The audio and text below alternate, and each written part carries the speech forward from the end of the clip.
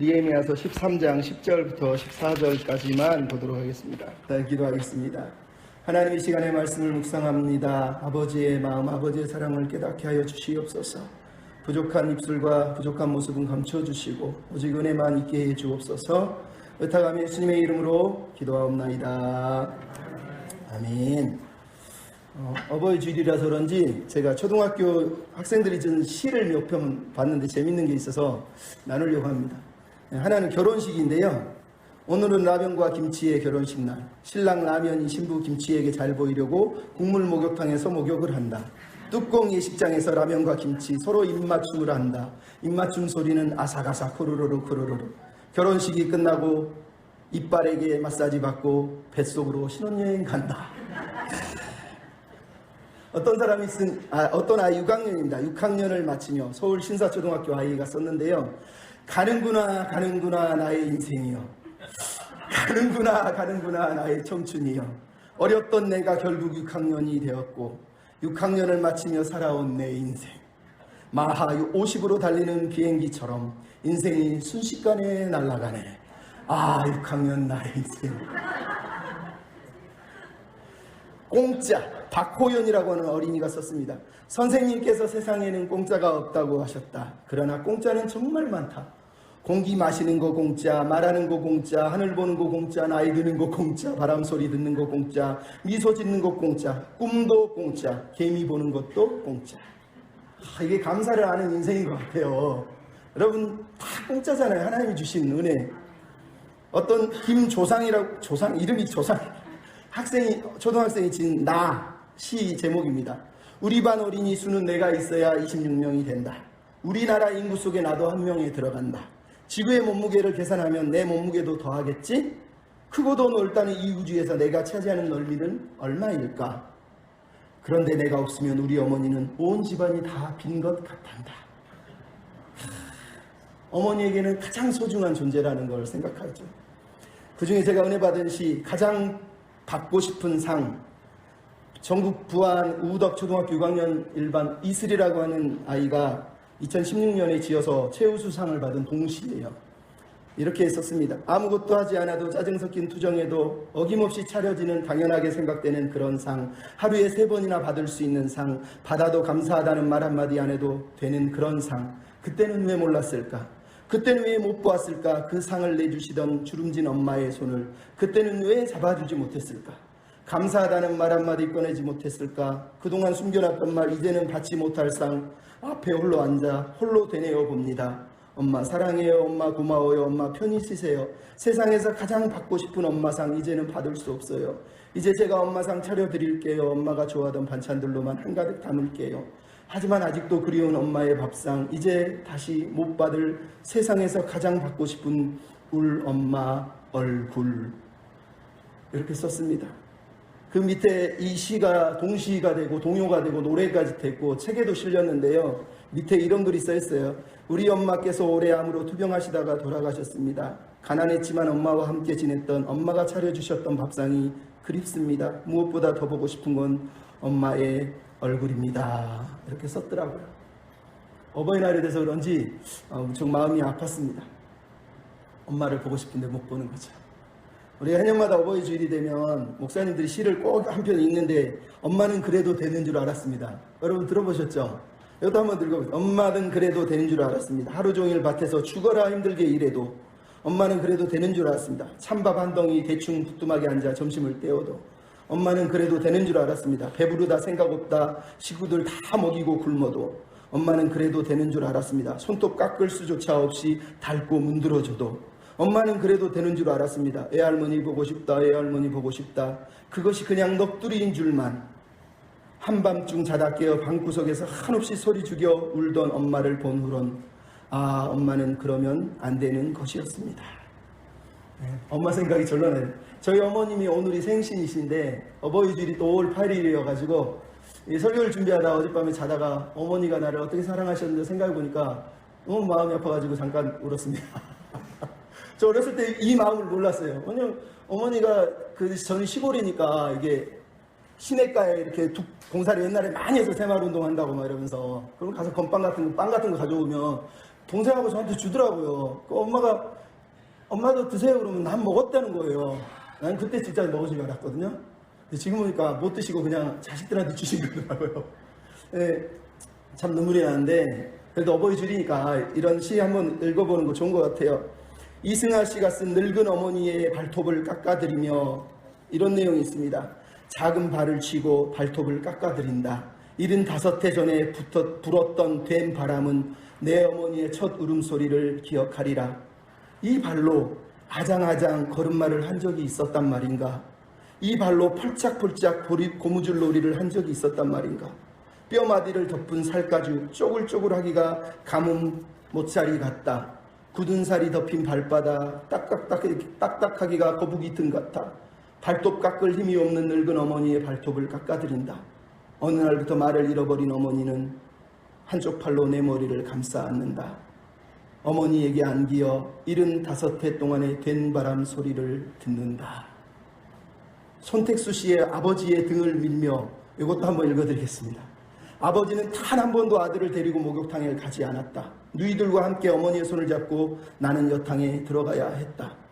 어머니를 따라갈 수 없을 만치 커버린 뒤론 함께 와서 서로 등을 밀어주는 부자들을 보면서 은근히 부러운 눈으로 바라보았다. 그때마다 혼자서 원망하고 좀 더 철이 들어서는 아버지가 돈이 무서워서 목욕탕에 가기 않는 거를 거라고 함부로 아버지를 비난했다. 등짝에 살이 시커멓게 죽은 지게 자국을 본 건 당신이 쓰러지고 난 뒤의 일이다. 의식을 잃고 쓰러져 병원에 실려온 뒤의 일이다. 그렇게 밀어드리고 싶었지만 부끄러워서 차마 자식에게 보여줄 수 없었던 등, 해지면 달지고 달지면 해를 지고 걸어온 길 끝에 적막하디 적막한 등짝에 낙인처럼 찍혀 지워지지 않는 지게자국.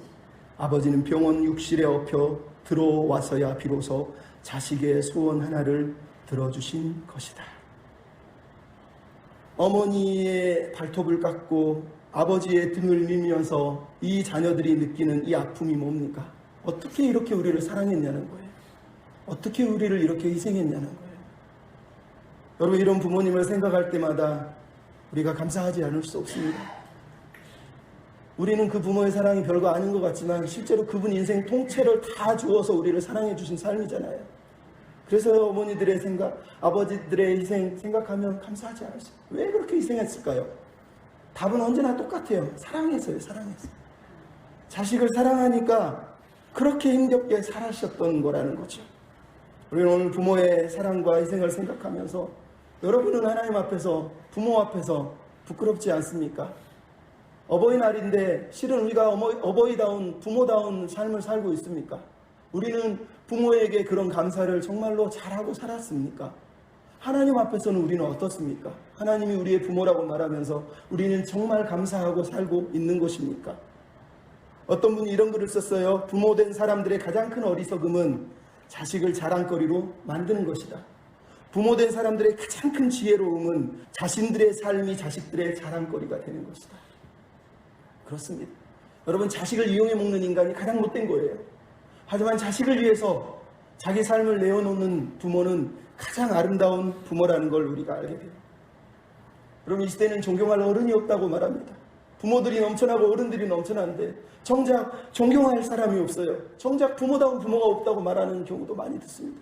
물론 부모가 하루아침에 뚝딱 만들어지는 건 아니죠. 하지만 우리는 오늘 이 시대를 살면서 어떠한 부모가 되어야 될까요? 어떤 어른이 되어야 될까요? 저는 오늘 느헤미야서의 이 짧은 구절을 읽으면서 우리 시대의 어른의 길을 우리가 잠깐 묵상했으면 좋겠어요. 우리는 어떤 어른이 되어야 될까요? 첫째, 따라서 합시다. 다른 길이 있음을 제시합시다. 세상과 다른 길이 있음을 보여주자는 거예요. 여러분, 세상과 다른 길이 있음을 보여주자는 얘기를 하고 싶습니다. 많은 사람들이 세속에 밀려서 그냥 우르르 쓸려가는 그때에 믿음의 아버지들, 신앙의 아버지들은 그 길이 아니라고 말할 수 있는 그 기준을 가지고 사는 아버지들이 필요하다라는 거예요. 여러분, 오늘 우리가 읽은 본문의 내용이 그거 아닙니까? 지난주에 살펴봤지만 느헤미야가 페르시아 왕궁에 갔다가 2, 3년, 길게는 6년 이상을 체류하고 돌아온 이스라엘은 처참하게 타락하고 무너져 있었어요. 말씀을 읽어보니 그 문제의 핵심이 모압과 암몬 족속 도비야라고 하는 인간이었단 말이에요. 그래서 지난주에 보면 도비야라고 하는 이름을 가진, 하나님은 선하다는 뜻을 가진 그 도비야 이방 족속을 성전에서 엘리야십과 결탁해서 자기 방을 꾸리고 있는 이 도비아를 완전히 쫓아내버렸습니다. 근데 오늘 본문에 무슨 일이 벌어집니까? 쫓아내고 나서 보니까 도비아가 문제가 아니라 도비아 때문에 영향을 받은 사람들이, 성전에 영향을 받은 모습들이 그대로 드러나 있다라는 거예요. 그게 문제였다라는 거예요. 그래서 여러분 지난주에도 봤지만 느헤미야가 8절에 보면 심히 근심했다고 얘기합니다. 근데 이 근심하다는 단어가 히브리어의 뜻이 뭐냐면 떨다라는 얘기예요. 막 부들부들 떨었다라는 거예요. 어떻게 하나님의 집에 도비아라고 하는 이방인이 들어와 있고 제사장이 썩어가지고 도비아를 성전 곳간에다가 들여서 방을 차려주냐, 그러면서 부들부들 떨면서 쫓아냈다는 거예요. 그리고 나서 오늘 10절에 뭐라고요? 또 알아본즉 이번에는 레인들이 다 도망가 버렸다는 거예요. 왜? 레인들의 몫을 주지 않았기 때문이다. 여러분, 이게 무슨 얘기입니까? 지금 성전이, 하나님을 믿는 백성들이, 교회가 세속의 물결에 다 휩쓸려가지고 그 누구 하나 도비아에 대해서, 엘리야십에 대해서 잘못했다고 말하는 사람 없이 다 우르르르 그냥 비탈길을 따라 내려가 버렸어요. 쉬운 길을 따라서 우르르 강물을 따라서 흘러가는 대로 다 지금 흘러가 버렸다는 얘기를 하고 있는 거예요. 근데 느헤미야라고 하는 한 사람만 그 길이 틀렸다고 지금 제동을 걸고 있어요. 잘못했다고 말하고 있는 거예요. 그래서 느헤미야가 지금 이 문제를 보고 이 문제를 해결하기 위해서 달려가고 있는 걸 우리가 본단 말이에요. 그 내용이 뭡니까? 14절에 느헤미야 기도 속에 나오잖아요. 하나님 나를 기억해 주십시오. 무엇을 기억해 달라고요? 하나님 앞에서 행한 선한 일을 기억해 달라는 거예요. 세상이 가는 악한 길이 아니라 하나님의 뜻대로 행하는 선한 길, 그 의의 길을 지금 자기가 걸어가기로 결단을 하고 이 길이 바르다고, 이 길이 옳다고 지금 얘기하고 있는 걸 우리가 보고 있는 겁니다. 그게 바로 선한 길, 선한 싸움이에요. 선한 일이 뭐라고 그랬습니까? 성전과 직무를 회복한 그 일, 그게 선한 길이라고 말하는 거예요. 여러분, 이거를 기도를 하고 있어요. 왜요?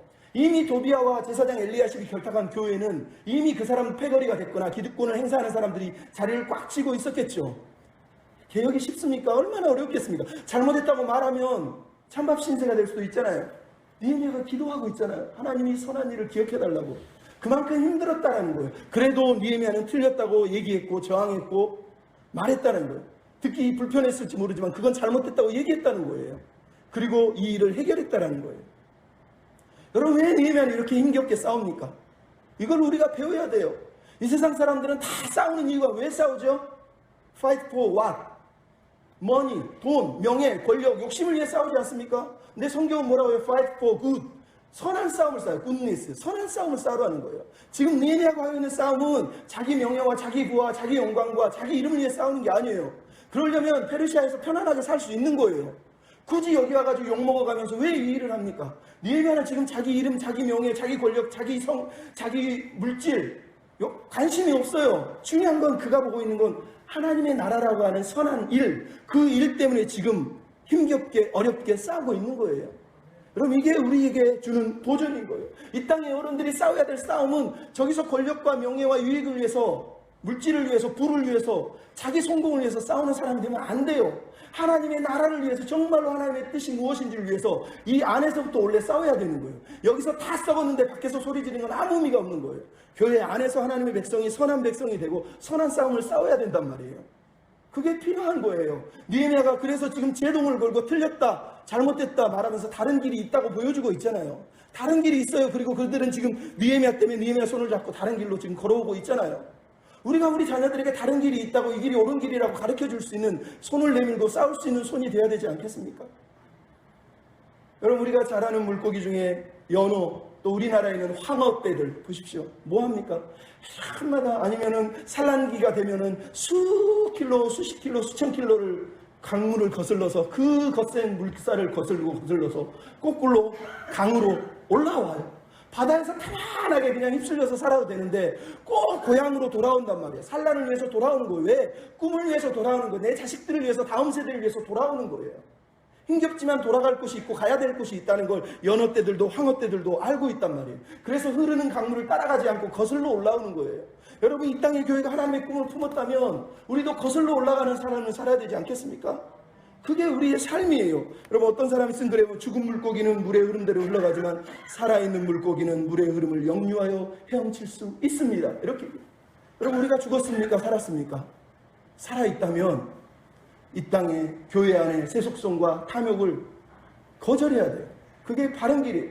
백범 김구 선생님이 옛날에 독립운동을 할 때 이런 말 했어요. 여러분, 죽은 물고기는 물에 흐르내려 둥둥 떠내려갑니다. 그러나 산 물고기는 아무리 급류일지라도 목적지에 도달하기에 물을 거슬러 올라갑니다. 죽은 물고기는 목적도 없고 산 이유도 없지만 살아있는 물고기는 목적이 있습니다. 여러분, 목적을 갖고 급류를 거슬러 올라가십시오. 교회에게 주는 말씀 아닙니까? 저는 김동호 목사님이라고 하는 분, 지금 암투병을 하는 그분이 너무 좋습니다. 옛날에 설교할 때 젊었을 때 그랬어요. 나는 빨리 늙고 싶다. 아니, 이제 막 영화를 누리고 큰 교회 사역하는 막 영광을 누려야 될 목사님이 빨리 늙고 싶다는, 빨리 은퇴하고 싶다는 거예요. 남들은 그런 얘기 안 하는데 왜요? 자기는 빨리 은퇴해서 자기가 가르치고 키운 하나님의 말씀대로 사는 사람들, 젊은 세대가 하나님을 섬기는 걸 보고 싶다는 거예요. 보고 싶다는 거예요. 여러분, 그런 모습이 얼마나 아름답습니까? 그냥 자기 교회에 앉아가지고 들어앉아서 왕노릇하면서 밥그릇 지키면서 자기 혼자 떵떵거리면서 니네들은 마음대로 살아, 나 혼자 배부르고 살겠다라는 목사들이 얼마나 많은데, 빨리 한국교회는 개혁을 해야 된다. 목사가 7년 동안 위임식을 해서 7년이 지나서 성도들이 위임을 해가지고 시험 보듯이 체크해봐서 문제가 생기면 쫓아내버리자는 얘기까지 했을 정도니까 얼마나 대단한 개혁을 작심을 했냐고요. 높은 수익교회 얼마나 큰 교회입니까? 근데 그 교회를 4개로 잘라가지고 분립시키고 자기는 따로 나와가지고 탈북자 섬기고 똑방촌 섬기면서 가난한 어른들, 불쌍한 탈북자들 섬기기 위해서 공장 짓고 돈이 없는데 사람들이 하지 말라고 그러는데도 이 사람들을 섬겨야 되지 않냐 하면서 그렇게 섬기면서 지금까지 암투병하면서 살고 있어요. 여러분, 그런 어른을 보면서 우리가 도전이 되지 않습니까? 왜 이 땅의 교회는, 하나님의 사람들은, 어른들은 그런 마음을 안 가질까요? 저기 선한목자교회 목사님이, 장로님이 찾아왔는데, 목사님, 우리 딸이 말을 안 들어요. 말을 안 들어요. 근데 나중에 집에 갔더니 딸이 그러더래요. 엄마, 아니 아빠는 왜 집에만 오면 얼굴이 찡그리고 화를 내는 거예요? 자기는 장로니까 교회에서는 막 인자하십니다, 대단하신다 그랬는데 자기 딸이 볼 때 집에서는 완전히 생양아치 같은 막 화를 냈다라는 거예요. 얼마나 비참하냐는 거예요. 그걸 듣고 회개를 했대. 딸이 문제이기 전에 내가 문제네. 여러분, 우리에게 이런 마음이 있어야 되지 않겠습니까? 제가 어저께 유튜브로 동영상을 하나 올렸잖아요. 제자 오카눔이라고 하는 영화. 저는 그걸 보면서 참 많은 은혜를 받습니다. 오카눔 목사님이 내수동교회 청년부 수련회 강사로 나왔을 때 강사 소개할 때 쓴 이름 아시에요? 원래 이름이 오카눔인데 옆에다 이렇게 썼어요. 한없이 흠이 많은 옥. 그게 자기 정체성이라는 거예요. 나는 한없이 흠이 많은 옥이라는 거예요. 근데 그런 옥을 하나님이 쓰신다고. 평생 그래서 그분은 교회가 커지는 걸 두려워했고 교회가 대형 교회가 되는 걸 벌벌 떨면서 두려워했던 분이에요. 여러분, 이런 사람이 필요하지 않겠어요? 그래서 그분을 향해서 바보 목사라고 얘기해요. 바보 목사. 나이가 많이 들어서 송기론 목사님이라고 하는 목사님이 골프 한번 치시죠 그랬더니 뭐라고 그랬다고요? 송 목사, 나는 우리 교인들한테 배신 안 해. 배신 안 한다는 게 뭐예요? 자기는 떵떵거리며 놀면서 살지 않겠다고 결심했는데 내가 이 나이 들어서 배신하면 안 된다는 거예요. 그 나이 많이 드시면 어느 날 청주의 방기석 목사님을 만나고 뭐라고 그랬어요? 자넨 참 좋겠다. 그렇게 순수하게 사는데 하나님 나라의 상급이 클 거야. 나는 너무 많이 교회에서 누리고 받아서 상급이 없을까봐 두려워. 그러면서 개척교회 목사를 축복해 주더라는 거예요. 여러분, 자기의 삶이 두려움이라는 걸 느끼고 산다는 게 얼마나 감사한 거예요. 그분이 했던 말 중에 제일 중요한 말이 자기는 25년 전에 7명, 8명 목회했던 때가 가장 행복했다고 얘기해요. 말씀만 보고 서로 기도하고 서로 엎드리며 그렇게 살았던 때, 지금은 너무 커져가지고 너무 많이 신경 쓰니까 그게 속상했다고 얘기를 하시죠. 그분 목사님 교인 중에 한 분이 이런 얘기를 했어요. 목사님의 삶 때문에 예배나 설교에 방해된 적이 한 번도 없었습니다. 진짜 감동을 받았어요. 나는 그렇게 살고 있을까? 내 말투 하나 때문에, 내 언어 하나 때문에 저 사람이 상처받아서 예배가 방해가 되고, 저 설교 하나 때문에 저 사람이 하나님을 섬기는 게 방해되지는 않았을까? 그런 마음이 너무너무 들었어요. 물론 저는 담임 목사도 아니고 큰 교회를 섬기지도 않지만 그냥 나도 저렇게 살고 싶다, 그런 마음이 좀 들었습니다. 우리 그런 어른이 돼야 되지 않을까 이런 생각을 해요. 두 번째로 따라하십시다. 신앙의 버팀목이 되어줍시다. 여러분, 어른이라는 건 흔들릴 수는 있지만 1000만 번을 흔들려도 그 자리에서 버팀목이 되어주는 사람이 어른인 거예요. 여러분, 오늘 본문 속에서 교회가 완전히 썩은 것처럼 오늘 본문의 성전이 완전히 썩었어요. 레인들이 다 도망가고 없어졌어요. 예배가 완전히 변질됐다는 거예요. 헌금도 드리고 자기들끼리는 예배하고 있지만 하나님이 원하시는 예배를 드리고 있는 게 아니란 말이에요. 근데 느헤미야가 이 모습을 보고 분노하고 민장들을 꾸짖고 있는 게 11절에 나와요. 왜 꾸짖고 있죠? 꾸짖는 내용이 뭐라고요? 하나님의 전을 너희가 어찌하여 버렸냐는 거예요. 여러분 이게 언제 나옵니까? 느헤미야 10장 39절에 보면 이스라엘 백성들이 하나님의 은혜를 받고 막 말씀을 듣고 회개하고 눈물을 닫지 않으면 우리가 다시는 성전을 버리지 않겠다고 하나님 앞에 언약을 했던 언약의 내용이에요. 지금 느헤미야가 하는 거 왜 약속을 버렸냐는 거예요. 왜 너희들 하나님과 약속을 지키지 않느냐는 거예요. 여러분 이렇게 책망을 하고 이렇게 꾸짖고 나서 느헤미야가 지금 뭘 합니까? 레인들을 다 불러 모으고 그들의 직무를 행하게 하고 있어요. 근데 그리고 나서 성전 곳간을 지키는데 뭘 했다고요? 충직한 사람을 세웠대요. 여기서 충직이라는 단어가 아멘하고 아만이라고 하는 단어예요. 확실하다, 믿습니다, 견고하다, 흔들리지 않는다 이런 뜻이에요. 그들이 하나님과 언약을 맺었을 때 느헤미야 9장에 보면 견고한 언약을 맺었다. 그 단어가 아만이에요. 너희가 하나님과 흔들리지 않겠다고 약속했는데 왜 흔들렸냐, 왜 넘어졌느냐는 거예요. 다시 흔들리지 않는 믿음을 살아라 그러면서 확고한 충직한 사람을 세웠다는 걸 오늘 본문이 얘기합니다. 뿐만 아니라 그들은 인정을 받았다고 얘기해요. 사람들이 인정해주는 사람을 세웠다는 거예요. 여러분 이게 중요한 거예요. 하나님의 사람을 세울 때는 이런 믿음의 사람을 세우는 게 중요한 거예요. 아무나 돈 있으면 가다가 막 데려다가 뭐 안수해주고 세워버리는 한국교회요. 비참합니다. 돈 때문에 일을 하면 안 되잖아요. 그 사람이 정말로 하나님의 사람인가를 보고 세우는 게 하나님의 마음 아니겠어요? 오늘 본문에 4명을 세웠다고 하면 하나는 셀렘, 하나는 사독, 하나는 무다야, 하나는 하난 창고지기로 세웠대요. 하나는 제사장, 하나는 서기관, 하나는 레위인, 하나는 또 돕는 사람이에요. 근데 이게 바로 하나님의 사람이에요. 왜? 셀레마라는 뜻은 하나님과 교제가 있는 친구라는 뜻이에요. 사독은 의롭다는 뜻이에요. 부다야는 하나님이 속량했다는 뜻이에요. 하나는 자비가 많다는 뜻이에요. 이 4사람의 이름이 의도됐든 안 됐든 우리가 느끼는 건 그거예요. 하나님의 일을 하는 사람은 하나님과의 깊은 교제 속에 하나님의 의를 추구하고 하나님의 속량하심을 받아 자비가 넘치는 사람이어야 된다는 거예요. 우리가 그런 일꾼이 될 때 하나님이 기뻐하시는 거예요. 이 사람들을 통해서 느헤미야가 지금 뭘 하고 있습니까? 11조와 헌금을 걷고 분배하는 일을 하고 있는 거예요. 여러분 느헤미야의 마음이 뭡니까? 그들의 직무를 제자리로 다시 세웠대요. 11절에 보면 제자리로 다시 세웠다는 거예요. 무너져버리고 흔들려버리고 깨어져버린 자리를 다시 회복했다는 걸 우리가 지금 보고 있는 거라는 거예요. 여러분 이 땅의 어른들이 제자리를 지키고 남들은 흔들고 남들은 떠내려고 남들은 쓰러져 갈 때 그 자리에 굳게 서서 이게 믿음의 길이고 생명의 길이라고 증거해준 그런 어른들이 필요한 거 아니겠습니까? 느헤미야가 그 자리를 회복시키고 있고 다시는 무너지지 말라고 사실은 말을 하고 있는 거 아닙니까? 우리가 그래야 돼요. 우리 시대의 어른들이 이런 어른들이 필요한 거예요. 끝까지 버팀목이 되어서 세상이 막 무너져 내려도 지켜주고 보호해주는 존재가 어른 아닙니까? 그런 어른이 돼야 되는 거예요. 공자는 이런 얘기를 했어요. 30세는 이립이라고 합니다. 마음이 확고하게 도덕 위에 서 있으려 흔들리지 않는 때를 말. 나이 40을 불혹이라고 그랬어요. 유혹의 판단이 흔들리지 않는 때래요. 근데 여러분 공자가 틀렸어요. 왜? 우리 시대 어른들은 50, 60, 70이 돼도 흔들려요. 저기서 소리 지르면 저기 쫓아가고 저기서 소리 지르면 저기 쫓아가고 우르르 자기 기준도 없고 믿음의 기준도 없고 그냥 여기서 솔깃하면 저기서 솔깃하면 막 쫓아다니잖아요. 그럼 우리에게는 흔들리지 않는 믿음이 필요한 거예요. 흔들리지 않는 믿음이 필요하단 말이에요. 그럼 리더를 세우려면 이렇게 세워야 돼요. 그럼 최근에 이번 주 내내 시끄럽던 기독교 교회 뉴스가 뭡니까? 동대문의 저기 빛과 진리의 교회. 리더를 세운다고 목사 자기 곁에 자기 몇 명 되는 사람만 뽑아가지고 리더 교육을 뭘 시켰다고요? 집에서 인분 먹는 거, 떡 먹는 거 동영상 찍어가지고 그거 합격해야 돼. 음식물 쓰레기통에 들어가서 오랫동안 버티게 해야 돼. 저기 공동묘지 가서 죽을 때까지 서로 때리는 거예요. 그러면서 버티는 거예요. 양평에서 서울까지 제한된 시간 내에서 걸어와야 돼요. 저기 술집 가가지고 유흥가 가가지고 거기서 전도하면서 적복들한테 두드려 맞아야 돼요. 그게 리더 훈련의 목록이래잖아요. 그거 통과 못하면 리더를 안 시켜줬다는 거예요. 엄청 대단한 훈련 같지만 이게 무슨 리더 훈련이냐고요. 결국은 자기 제사, 자기 추종자 만들려고 자기 앞에 순종하는 빤스 목사처럼 너 빤스 벗으면 내 종이야. 이거 하려고 지금 그런 거 아닙니까? 좀 죄송하지만 얼마나 비참하냐고요. 하나님이 원하는 리더는 그런 리더가 아니에요. 오늘 본문에 충직한 사람, 성실한 사람, 신실한 사람이 하나님이 꿈꾸는 리더란 말이에요. 그런 사람을 교회가 세우지 못했다는 게 비참한 거 아닙니까?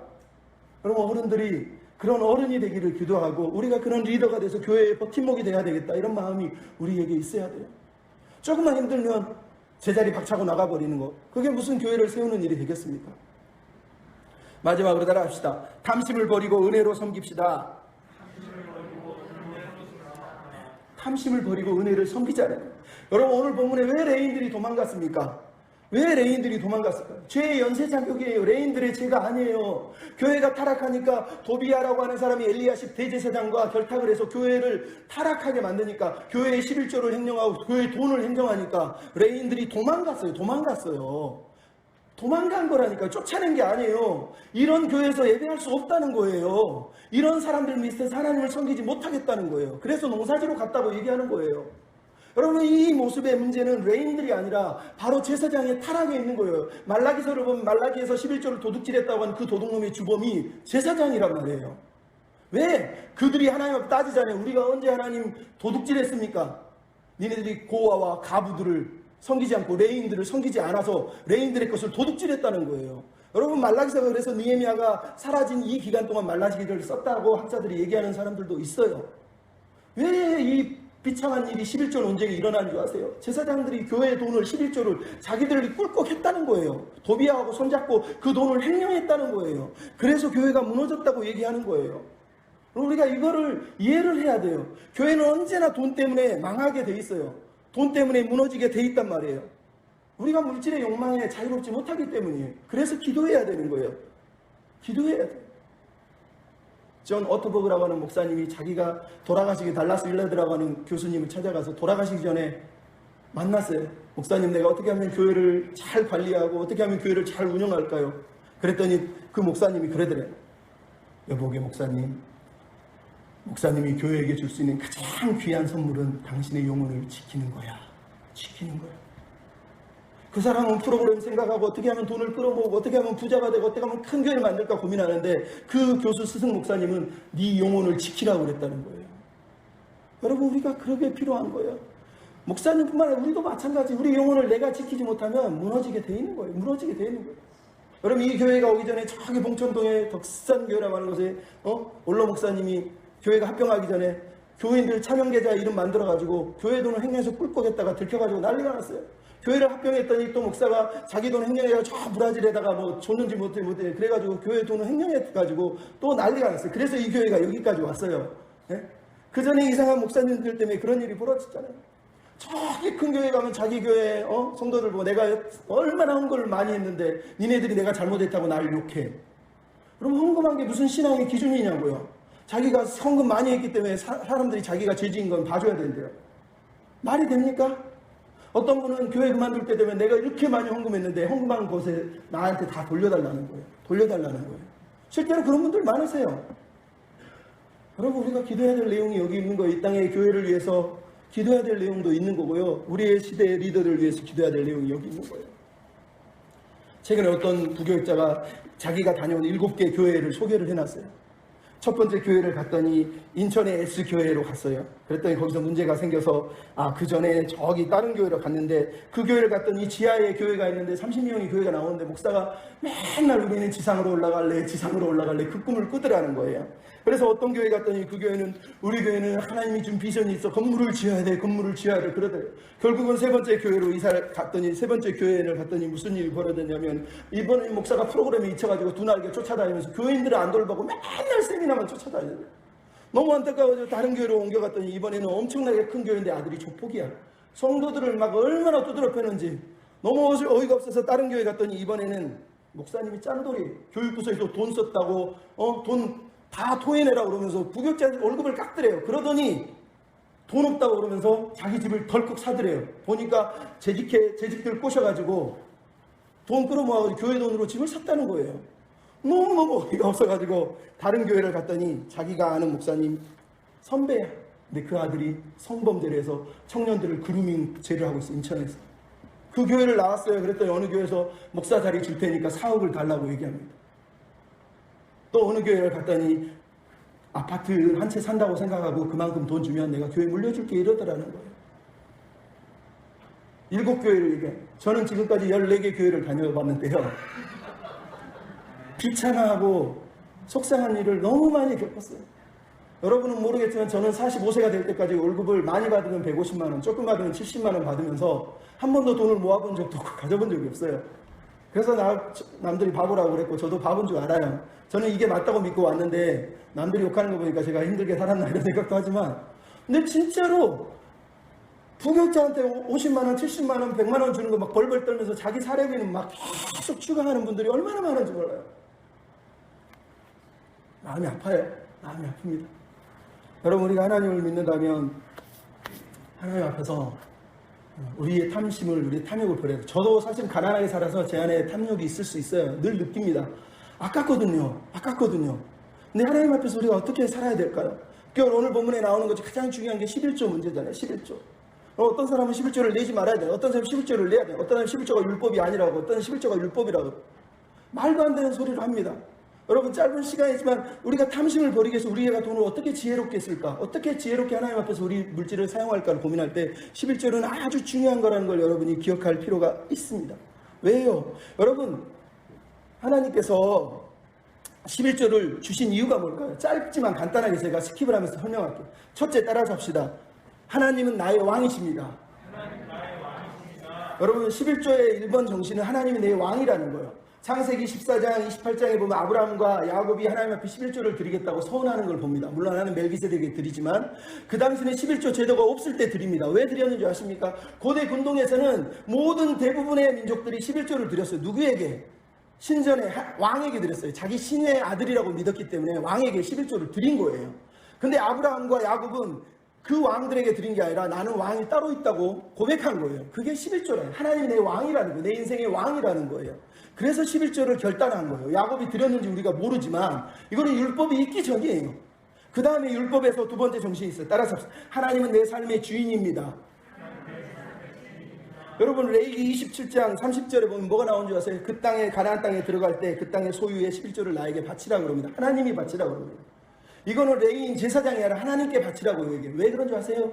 내가 너희를 가나안 땅으로 데려와서 너희를 애굽에서 구속된 백성이고 그 땅은, 가나안 땅은 내 땅이라는 거예요. 하나님 당신 땅이라는 거예요. 내가 그 땅을 너희들에게 주는 거야, 선물로. 그러니까 이 땅에 살면서 내가 주인이라는 걸 잊어버리지 마라고 말하는 게 11조라는 거예요. 그래서 11조는 하나님이 내 인생의 주인이라고 고백하는 고백의 방편이 11조예요.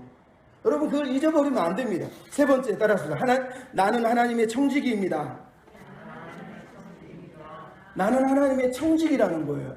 여러분, 제가 저번에도 한번 설교했지만 11조는 구약에서 방금 앞에서 얘기한 거 말고 세 가지 용도로 쓰입니다. 첫 번째는 레위인과 제사장들을 위해 쓰이고요. 두 번째는 절기에 가족들과 함께 절기에 공동체가 씁니다. 세 번째는 3년마다 한 번씩 고아와 가부와 가난한 사람과 집이 없는 레인들을 위해 씁니다. 여긴 제사장이 들어가지 않아요. 왜? 가장 핵심은 레인이거든요. 레인은 기업이 없고 레인은 자기가 먹고 살 능력이 안 되기 때문에 레인은 항상 끼어 들어가는 거예요. 중요한 건 이 세 가지 핵심이 뭐예요? 레인, 공동체 절기, 그리고 가난한 고아와 가부. 이 모든 것은 11조가 결국은 하나님의 백성들의 사회복지 역할을 하고 있다는 거예요.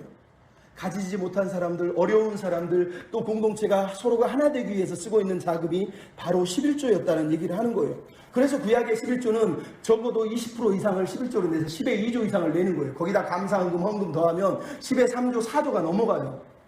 그래서 여러분, 교회가 11조 내라, 11조 가지고 11조 안 내면 너 교인 아니야. 이거는 말도 안 되는 거예요. 실제로 가르치면 10의 4조, 5조를 내게 만들든가 아니면 믿음으로 내게 만들어야 돼요. 그렇다고 또 어떤 사람은 나 11조 내기 싫어요. 11조 왜 율법인데 가르쳐요. 그거는 믿음이 더 없는 거예요. 왜? 기본적인 믿음은요, 11조는 깔고 들어가는 거예요. 실제로 이스라엘 백성들이 하는 11조 내용은 11조 자체를 넘어서고 있기 때문이에요. 그들은 10의 2조 이상을 내고 있어요. 여러분, 그래서 여러분 11조 막 내라고 그러면 막 어떤 사람은 10의 2조, 3조 내려고 그러는데 그렇게 내실 필요는 없어요. 왜? 11조의 핵심은 11조의 정신이지 11조의 액수가 아니란 말이에요. 자꾸 액수를 가지고 환산을 하면 문제가 생기는 거예요. 액수가 아니라 왜 11조를 하나님이 허락하셨는지를 잊어버리지 말고 11조를 해야 돼요. 11조가 가지고 있는 공동체적이고 사회복지적인 마음을 여러분이 가져야 돼요. 11조를 여러분 이름 써서 내도 되고 안 써도 상관없습니다. 중요한 건 내가 내는 헌금의 총액이 10의 2조든 3조든 교회를 위해서, 가난한 사람을 위해서, 어려운 사람을 위해서 복합적으로 쓰이고 있는 헌금을 내가 하나님께 드리고 있느냐는 걸 여러분이 생각해 보셔야지, 나는 11조 율법이니까 안 해, 그리고 11조도 안 내, 그렇다고 헌금도 안 해. 여러분, 그거는 교회 백성이 아닌 거예요. 교회는 헌금은 하는 거예요. 왜? 하나님을 인정하기 때문이고, 공동체를 인정하기 때문이고, 그리고 주변에 어려운 사람, 교회 안에 어려운 사람을 우리가 보고 있기 때문에 헌금을 하는 거예요. 중요한 건 액수가 아니라 내가 정말로 그 마음으로 섬기고 있느냐는 거예요.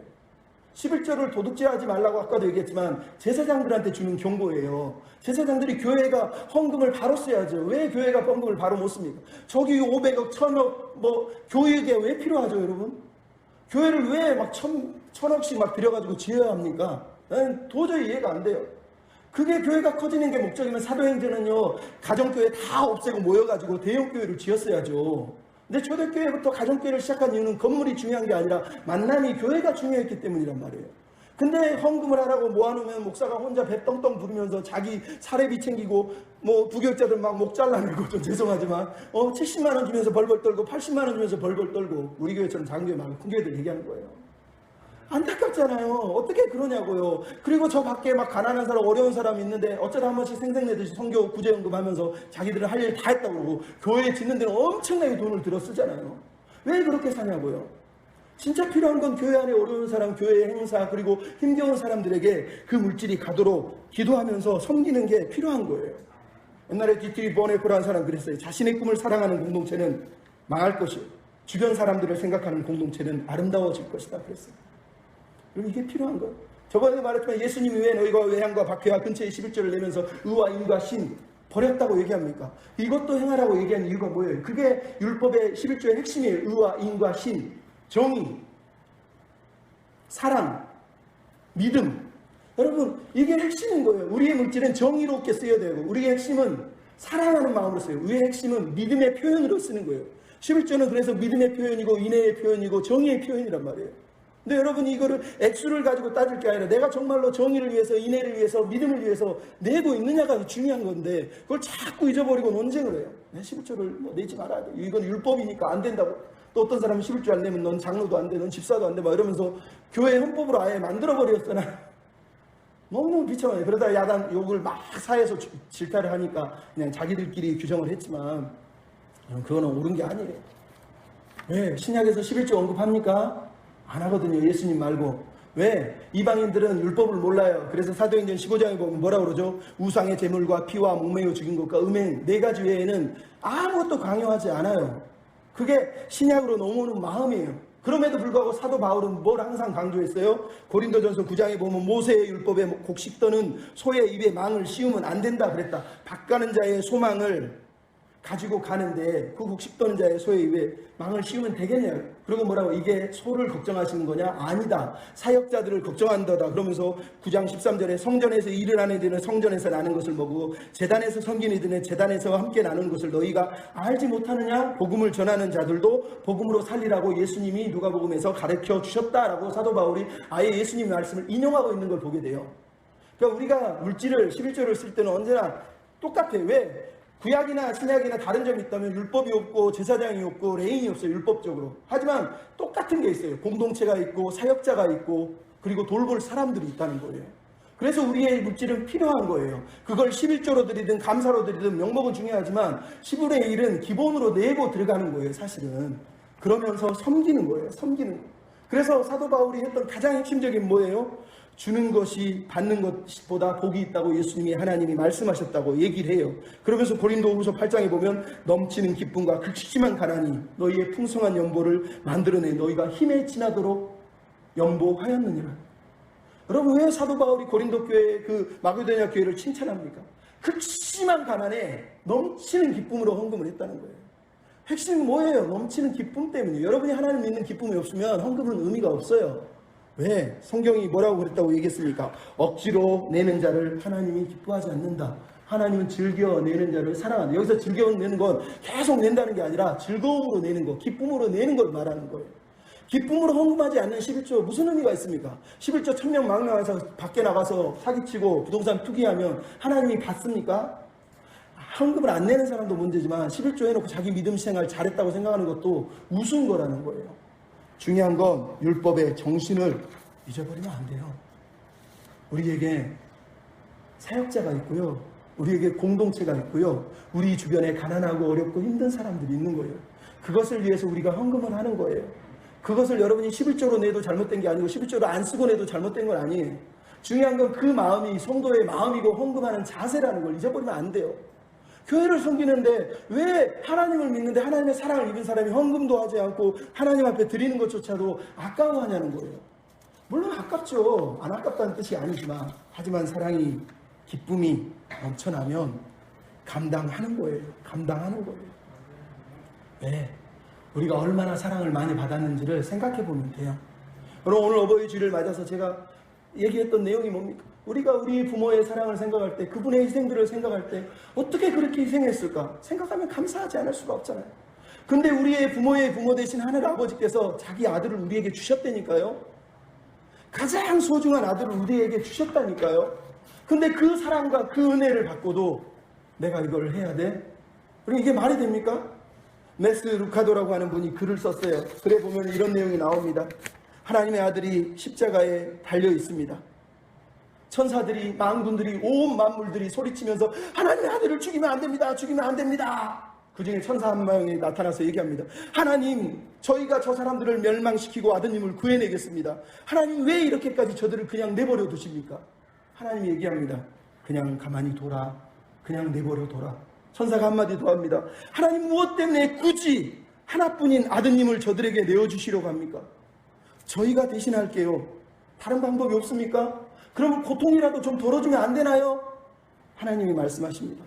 그러면 그건 사랑이 아니지. 여러분, 이게 하나님의 마음이에요. 고통을 덜어준다고요? 조금만 주자고요? 하나님이 여러분을 사랑한다는 마음을 조금만 희생했으면 우리가 죄에서 구원받습니까? 조금만 희생했으면 우리가 오늘 찬양합니까? 조금만 희생하면 우리가 하나님의 백성이 됩니까? 그가 다 버렸기 때문에, 아들까지 다 주셨기 때문에 우리가 여기 있는 거예요. 그 은혜가, 그 사랑이 우리를 살려준 거 아닙니까? 근데 우리가 아까워서 우리 자신을 돌아봐야 됩니다. 느헤미야의 마음, 예수님의 마음, 하나님의 마음을 우리가 알았으면 좋겠습니다. 한 가지 얘기하고 마치려고 하는데요. 한번 들어보십시오. 어떤 분이 자기 집 앞에서 가정부랑 막 싸우더랍니다. 가서 가만히 보니까 자기 어머니예요. 근데 이분이 누구세요? 민서가 죄송해요. 저는 민서가 아니라 최용호예요. 그러고 들어갔어요. 가정부가 이 할머니가 노망났나 그러고 쫓아냈습니다. 어머니가 다리를 절뚝절뚝 끌면서 집으로 돌아갔어요. 아들이 마음이 너무 상해서 몰래 어머니가 시장에서 나무를 파는 모습을 지켜보려고 고향에 갔어요. 사람들이 다 아니, 할머니는 왜 아들도 없어요? 왜 이렇게 살아요? 할머니가 얘기합니다. 우리 아들은 서울에서 의사야. 암 전문 의사야. 얼마나 잘 나가는데 내가 가면 피해줄까 봐 내가 미안해서 안 가는 거야. 그러더라는 거예요. 그리고 자기 집으로 돌아왔습니다. 그리고 1년 후에 선생님이 전화가 왔어요. 민서가 네 어머니 돌아가셨다. 예? 돌아가셨다고. 고향으로 부랴부랴 뛰어내려왔어요. 자기 어머니 돌아가신 집에 선생님이 기다리고 있어요. 선생님이 봉투를 하나 내줘. 뭐냐? 어머니가 돈을 모으셨대요. 자기가 생활비로 17년 동안 준 돈을 어머니가 차곡차곡 모아놨대요. 17년 동안 한 번도 어머니를 안 찾아왔는데 이 어머니가 자기 아들이 혹시나 어려움 당하면, 힘든 일 당하면 쓰라고 돈을 모아놓았다는 거예요. 너무너무 어이가 없는 거예요. 근데 한마디 더 합니다. 민서가 너 어떻게 태어난 줄 알아? 아니요. 넌 네 어머니가 다리 저는 게 너무 창피했지. 네. 왜냐면 이 아이는 어려서부터 어머니가 나물 팔고 시장에서 다리 철뚝철뚝하면서 쓰레기에서 배추 주워다가 배추로 팔고 막 이런 게 너무너무 싫어가지고 어머니가 보기 싫어서 학교에 찾아올 때마다 어머니가 너무 미워가지고 내가 크면 성공해서 다시는 어머니 안 볼 거야 그러면서 공부 혼자 열심히 해가지고 나중에 의사가 되는데, 어머니는 아들 키우려고 돈 줬겠지만 얘는 집을 떠난 다음에 고향으로 내려오지 않았던 거예요. 근데 선생님이 얘기합니다. 너네 어머니 아버지가 전쟁통에 길거리에 쓰러져 있는 너를 주셨대. 쓰레기통 위에 누워 누그러져 있는 너를 주워서 집에 데려와서 키웠는데 일을 해야 되니까 너를 메고 공사장에서 일하다가 너를 놀리게 하려고 벽에다가 놔두고 엄마 아빠가 일하고 있는데 그 공사장이 무너졌어. 너를 구하려고 엄마 아빠가 뛰어가는데 아버지는 깔려 죽고 엄마만 너를 구할 때 한쪽 다리가 망가져서 절고 있는 거야. 그래서 너를 지금까지 키운 거야. 너무너무 어이가 없었던 거예요. 자기는 저는 엄마 너무 싫었는데, 다리 쩔뚝거리는 엄마 너무 싫었는데 거기에 누군가 자기 아버지가 자기 대신 죽었대요. 엄마가 다리를 잃었대요. 근데 자기는 그 아버지가 싫어서 내 왜 가난하게 만들었어? 왜 힘들게 했어? 왜 이렇게 못 살게 했냐고 투덜투덜했던 거예요. 여러분, 우리의 모습 아닙니까? 하나님이 아들까지 다 주셨다는데 아들이 저기 돌담벼에 쓰러져서 나 대신 죽었다는데도 다리 저는 거 싫어요. 가난하게 사는 거 싫어요. 힘들게 사는 거 싫어요. 나는 그런 아버지 필요 없어요. 이게 우리 아니냐고요. 그분이 아들을 주신, 또 아들을 내어주시기까지 얼마나 아팠겠어요. 우리가 그 마음을 생각하면 감사해야 됩니다. 이 어버이 주일에 어떠한 어른이 되고 어떠한 성도가 되고 싶습니까? 하나님을 따르는 길이 있음을 보여주고 든든한 버팀목이 되어주고 물질이 아니라 섬김의 길을 제시해주는 그런 어른들, 저와 여러분이 다 되셨으면 좋겠습니다.